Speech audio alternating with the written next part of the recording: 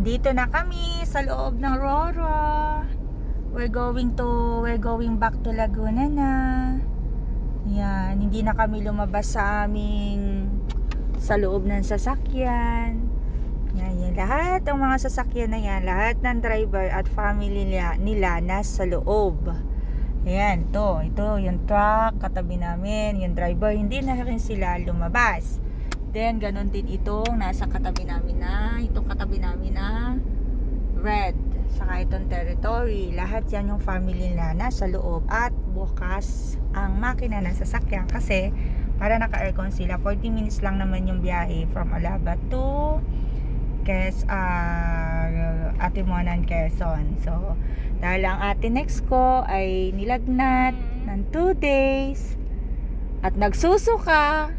Umagang-umaga ay ina-acid. Ayan. So, hindi ko na siya doon dinala sa taas. Oh, yun.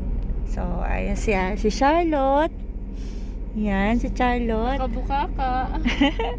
Nako, grabe Charlotte, yung mga gamit. Tinan nyo man, Diyos nakabuka ko, ka. parang ukay-ukay. Ayan. Tapos, yung likod namin, punong-puno yun ng mga buko. Ang karga namin ay 25 na buko. Tapos 10 niyog. Tapos may kayuran akong dala. May dala akong dahon ng pandan. Then may dala din ako na isang box ng tikoy. Fresh pa, luto yun. And then may dala akong kamyas. Isang box ng kamyas na fresh. Tapos may dala din akong tinuyo na kalamyas. May tuyo. And then ano pa dala ko? Saging. Tapos 2 ice box ng isda, seafood, isda at saka mga pusit. Tapos ano pang dala natin? Seafood, kasag. Tapos niyog, tikoy, hindi, meron na. Tapos, ano pa ba yung dala natin? May kayuran akong dala. Ayan. Tapos may dilis. Tapos may seafood. May puso ng saging tordan. Hinog at saka hilaw. And then, basta marami akong dala.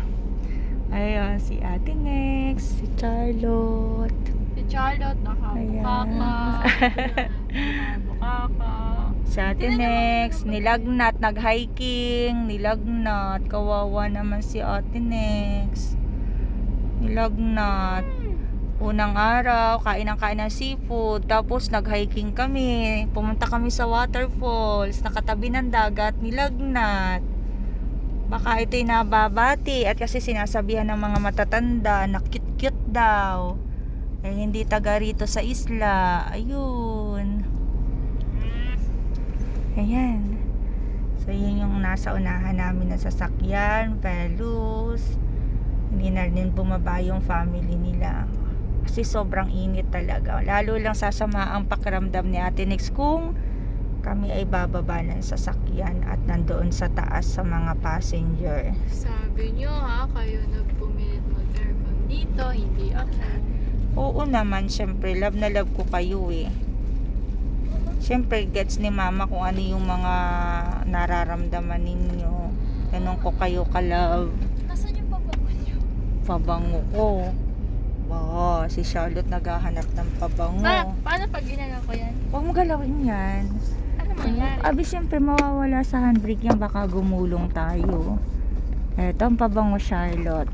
Ayan. Wag. Coffee flavor to.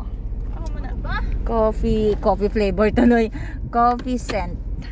Gusto ko yung isa Anong isa? malaki. Alin? Huwag yan, mamahalin yan. Wag yan. Wag mamahalin yon. 2K yon. 2K. Wag na mahihilo kayo. Wag na kayo magpabango sa loob. Mahihilo kayo. Gusto ko yan na. Then, ito kanina hinahanap ko to. Hindi ko makita-kita. Kala ko magbabayad pa ako ng another 450 para do sa passenger. Tagal naman.